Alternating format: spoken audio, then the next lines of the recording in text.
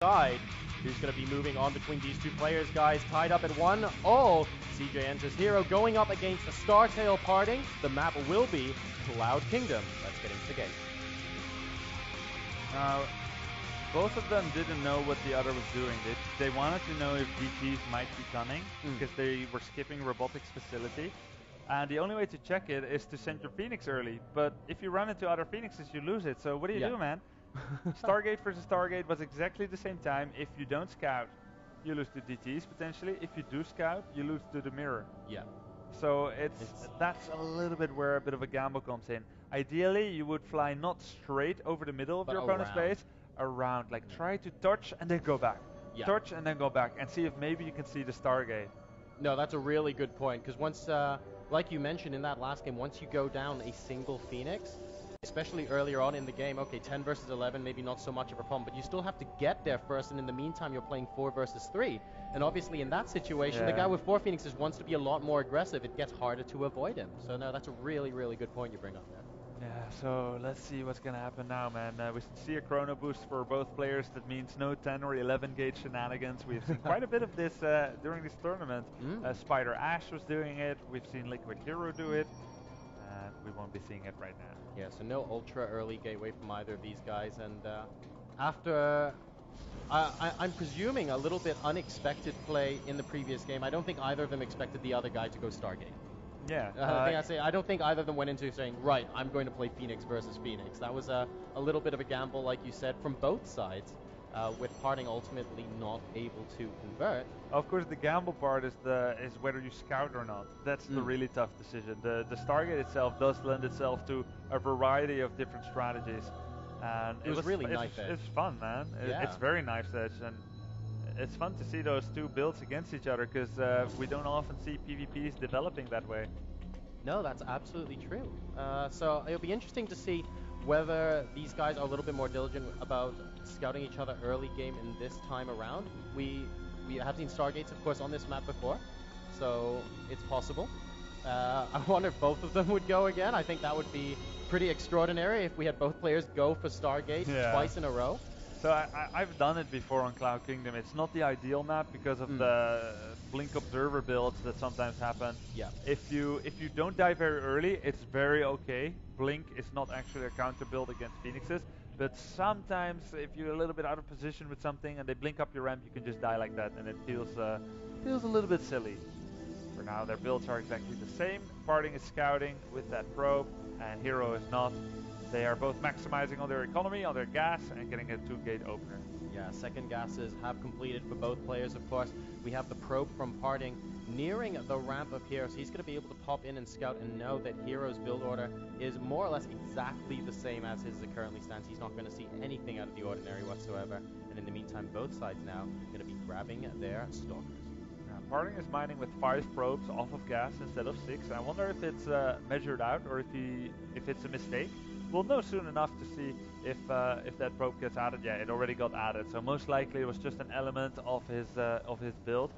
Hero is going to add a Twilight Council before starting a second and third Stalker.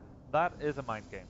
That is, I mean, normally you see second and third Stalker, then Twilight. I like doing this, man, because your opponent sees 2 gates, says, okay, you're going to go for that tried and tested triple Stalker rush out. And then you don't. And your opponent still gives you the respect as if you had it, but you don't have it, so you basically just get a faster Twilight in return, and that's pretty cool. Anytime you can take a risk and have it pay off like that. Well, PartinG certainly not sitting on his laurels here, because he has a forward pylon already going down on the right-hand side of the map there, so preparing for a little bit of pressure later on. We have got Hero now adding the robotics facility down as well, so in addition to that Twilight Council, perhaps we'll be seeing some Blink Observer play. Yeah, Blink Observer play is looking likely in the extreme right now. PartinG, however, is going for a 2-gate and a robotics facility, and has not built a Twilight Council. So he's just on the 2 gates. He has a total of 3 Stalkers on the map. Gonna warp in 2 more, so he does 5 Stalker pressure. Oh, okay, I've seen this build. 5 Stalker pressure into denying the most risky expansions. Then you make 2 sentries at home. Then you make 2 more sentries at home and an Observer and an Immortal, and you expand. That's, I think, what's going to happen. Because Hero is going to give him a lot of respect right now. 5 Stalkers will beat 3 Stalkers. And oh, is he actually going to move in? Right now he could. He doesn't know, but he could. Oh, wow, the probe getting taken down as well. These 2 more Stalkers getting warped in, but one of those Stalkers is on super low health.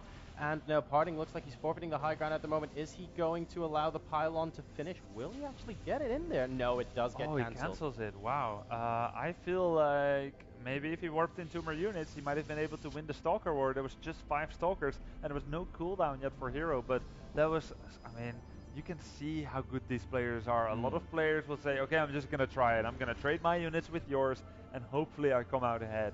Neither player did that here. They didn't lose a single Stalker in that exchange.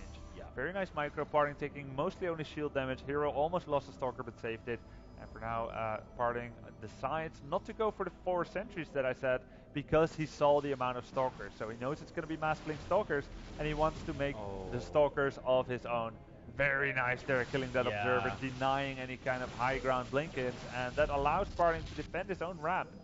Trying to warp in some units potentially on the high ground. There was Hero, but the probe got taken up pretty quickly, and the pylon, as a consequence, also got cancelled from. We have got the Nexus now going down for both players, with PartinG on a slightly faster expansion. They are completely even on worker supply at the moment, and overall, PartinG is at 50 supply to the 45 of CJ.Hero. And I'm sure we'll come right back after this. Hopefully there won't be any problems. Indeed, we have 27 against 28 workers with PartinG 1 in the lead. His expansion is about half a Nexus earlier, but he doesn't have Blink. They're both working on Sentries and Immortals. Yeah. Hero already has Blink, so he needs to try and leverage that. If you look at it very simply, right? All the advantages in PartinG's court, except he doesn't have Twilight or Blink. So Hero needs to use that to get back the advantage. Exactly, and PartinG's going to try and establish his Nexus and really get that mining sooner so we can squeeze out an economic advantage over Hero. Let's see if he is able to do that. Hero's Nexus as well, about 7/8 of the way done, so PartinG's going to have a small head start. Not the most massive head start in the world, of course, but everything matters, especially in a mirror matchup. And we have an Immortal coming out now from CJ.Hero. Now, PartinG's greatest strength and weakness in the PvP matchup is his love for Blink Stalk. Okay, whatever. He's gonna make Robo Bay. I was gonna say, in situations like these, he often goes like 68 Blink, and even though his micro is very good, it's not the best long-term build in PvP. So no, you want to try and do substantial damage with some sort of timing. Like you can't just keep making Blink Stalkers till Kingdom Come. You need to go for Colossi eventually, and that's sometimes something that has been flooring PartinG in his PvP. However, he's making that Robo Bay, and in fact this Robo Bay is ahead of Hero, so this is going to be a game that doesn't get decided in the next few minutes, and we are entering the realm of macro PvP. We are indeed. PartinG is going to have a small lead, potentially, in the number of Colossi he'll have out on the field. His Robotics Bay has just finished, and the Robo Bay for Hero is only halfway done at the moment. PartinG also going to be finishing up a Forge, potentially, for those upgrades pretty soon as well. Again, a little bit further ahead of what Hero is going to do. But looks like is that another Robo Bay on the way for Hero already? Yeah, Hero is making 2 robotics facility from his base, so that he can catch up. Yeah, he can catch up using this, and he'll be able to get onto 2. In fact, he'll be able to catch up this quite quickly because PartinG will basically be 1 Colossus ahead. And and now he's going to be starting his second Robo Bay as well. So by the time they both get 2 Colossi, it looks like they'll be more or less even. Yeah, it looks like they'll be just about dead even. If we look at the units tab, 45 probes each, 2 observers each, 2 Immortals, 3 Immortals, 8 Stalkers, 1 Sentry, 2 Sentry. I don't really need to say who is who, right? Yeah. They got pretty much everything the same. And extended thermal lands, possibly identical down to about 2 seconds as well. Yeah. So the way that this works out usually, you go up to about 8 or 10 Colossi, and then you add a few more Immortals, and you also add Charged Zealots and Archons. Yeah. And if you're playing PvP in Europe, there will be an adding of the Mothership very soon after. If you're playing Korean PvP, there will be a timing attack on 200 supply. Interesting. So what would you say the main differences between that European approach and the Korean approach? I think Koreans are generally, always have been, in all the RTSs, Warcraft 3, StarCraft 1, StarCraft 2, more aggressive. That's why they choose to attack on 200 supply, and Europeans are like, maybe it's because they don't see a window to kill the opponent, because they don't multitask enough, or it's because it's just a cultural difference, because that defensive play, for some players, it works out really, really well, even when going up against Koreans. It's not necessarily inferior just because Koreans are playing that way. Wow. And European PvP can measure itself very well with Korean